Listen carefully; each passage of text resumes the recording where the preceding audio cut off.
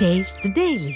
திமுகவின் தேர்தல் வாக்குறுதி 181 நிறைவேற்றக் கோரி இரண்டாவது நாளாக சென்னை டிபிஐ வளாகத்தில் போராட்டத்தில் ஈடுபட்ட பகுதி நேர ஆசிரியர்களை கைது செய்து தனது கொடூர முகத்தை காட்டியிருக்கிறது ஸ்டாலினின் திமுக அரசு. 2021ஆம் ஆண்டு நடைபெற்ற தேர்தலின் போது திமுக ஆட்சிக்கு வந்தால் பகுதி நேர ஆசிரியர்களாக பணியாற்றி வரும் 12,000க்கும் அதிகமான ஆசிரியர்கள் பணி நிரந்தரம் செய்யப்படுவார்கள் என வாக்குறுதி அளித்தது திமுக. ஆனால் ஆட்சிக்கு வந்த பின் அத்தனை வாக்குறுதிகளையும் மறந்து வெற்று விளம்பரத்தில் மட்டுமே திளைத்து வருகிறார் ஸ்டாலின். திமுக வெற்றி பெற காரணியாக இருந்த பழைய ஓய்வூதிய திட்டம், பணி நிரந்தரம் உள்ளிட்ட பல்வேறு வாக்குறுதிகளை நிறைவேற்றாமல் ஏமாற்றி விடலாம் என நினைத்து செயல்பட்டு கொண்டிருக்கும் ஸ்டாலினால் தமிழ்நாடே போராட்டக்களமாக மாறியிருக்கிறது.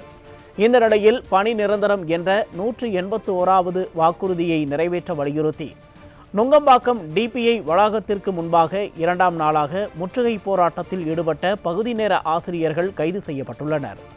கொடுத்த 500 வாக்குறுதிகளில் 404 வாக்குறுதிகளை நிறைவேற்றி விட்டோம் என வாய்க்கூசாமல் பேசும் ஸ்டாலினுக்கு போராட்டக்காரர்கள் கடும் கண்டனம் தெரிவித்திருக்கின்றனர். இதனை அண்மை செய்தியாக பார்த்து கொண்டிருக்கிறோம்.